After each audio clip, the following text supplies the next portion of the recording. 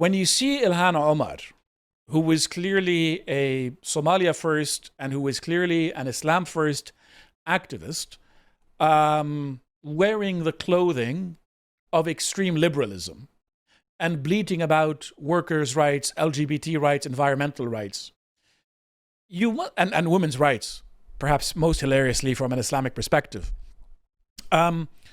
you have two possibilities when asking yourself a simple question, which is, why do Muslims back her? Either they've become liberal in America, or they're applying precisely this kind of mission. They are reading this kind of document, and they are understanding that they cannot tear down the West with their own effort. They cannot tear down Western civilization on their own. They must have a jurisprudence of alliances and an art of containment. And therefore, you deploy people like Ilhan Omar to say that she's a big friend of the extreme left and the degenerates of the extreme left.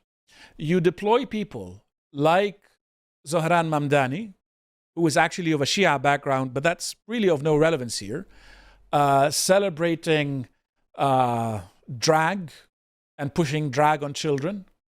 You employ people like Muaddin Ali, working with Zach Polanski and the Green Party in Britain, and you use these people as tools, essentially.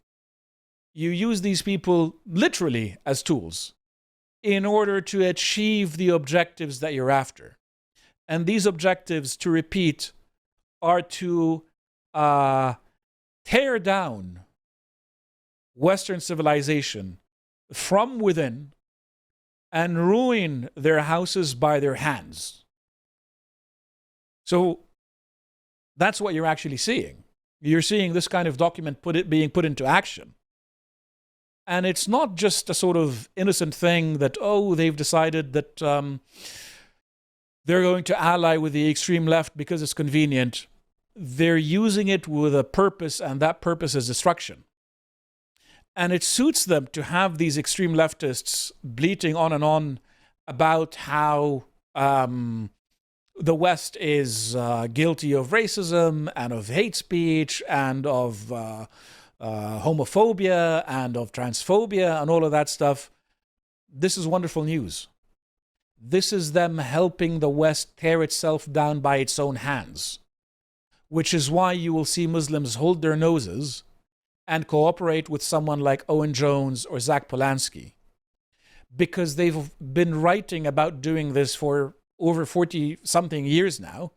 This document is from 1991, and they've been putting it into effect. And people like Polanski, Jones, Jeremy Corbyn are evil enough to cooperate, or stupid enough to cooperate. And I would argue that they're both. So that's what you're seeing.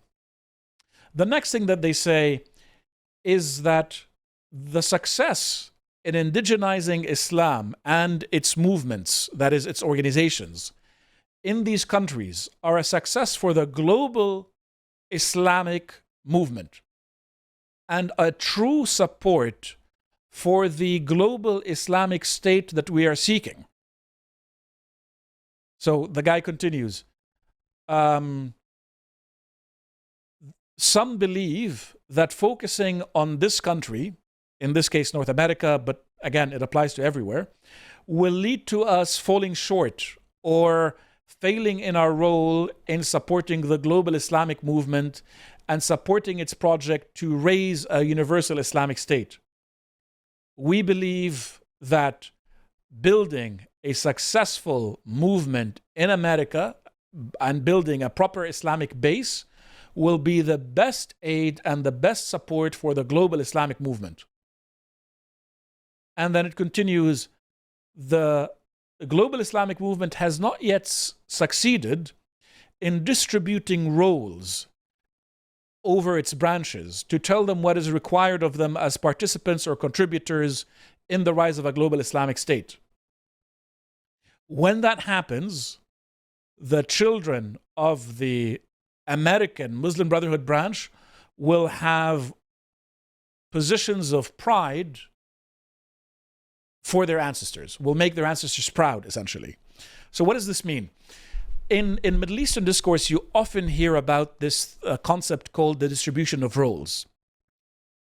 So for example, Hezbollah, when it began as a sort of militant movement on behalf of the Iranians, didn't declare immediately that it was part of the IRGC. It conducted its own operations, and it said that these operations were being done by an entity called Islamic Jihad. Why? This is what they call role distribution. They give a small unknown entity the violent part.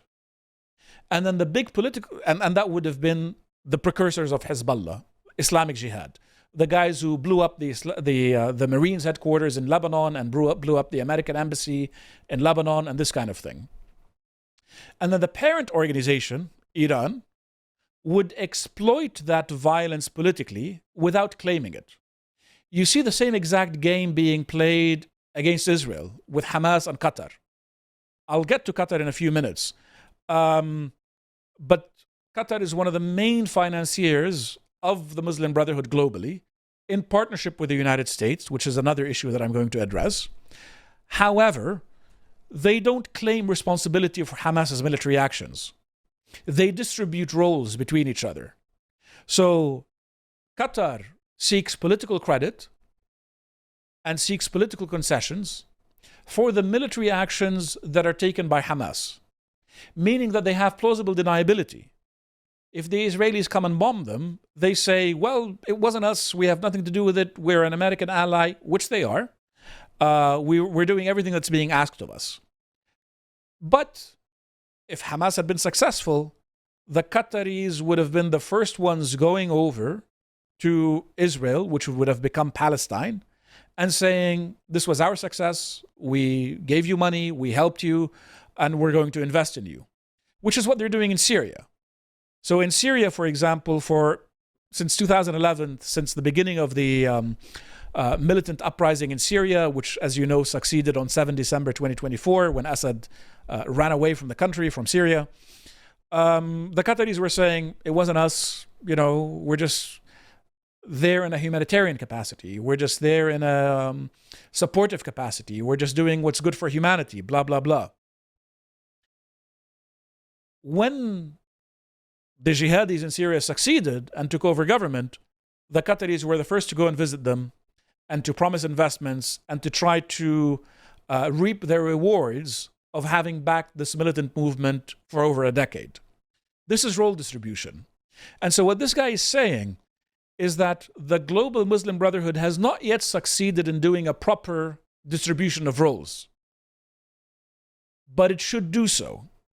So another example of it is how the Muslim Council of Britain operates here. There's a terrorist attack. You hear them saying, it has nothing to do with Islam. It's got nothing to do with us. But if you guys were less racist, if you guys were paying us more benefits, if you guys were being nicer to us, if you guys imposed more hate speech laws, maybe this kind of thing wouldn't have happened. That's role distribution. The jihadis conduct the attack. Then the political organizations that officially do not endorse it come up with justifications for it and come up with political demands to say how you should change your society in order to better accommodate the Muslims. That's role distribution. And that's what they keep on doing pretty much constantly. And that's how the Muslim Brotherhood operates. And again, this is them saying that we do this kind of thing. They're saying that we do role distribution. And I've given you examples in real life of how this keeps on happening. So, please don't be surprised by this. Then they go on about Muslim minorities and how what they need to do is to change society's view of Islam and Muslims. That's failed. Because the view of Islam in the West, I would argue, has never been more negative, even though the Palestinian cause has never been more popular. To change this view, either through academic entities, this is why you see Qatar spending all of this money on universities, or through scientific entities, or through associated movements.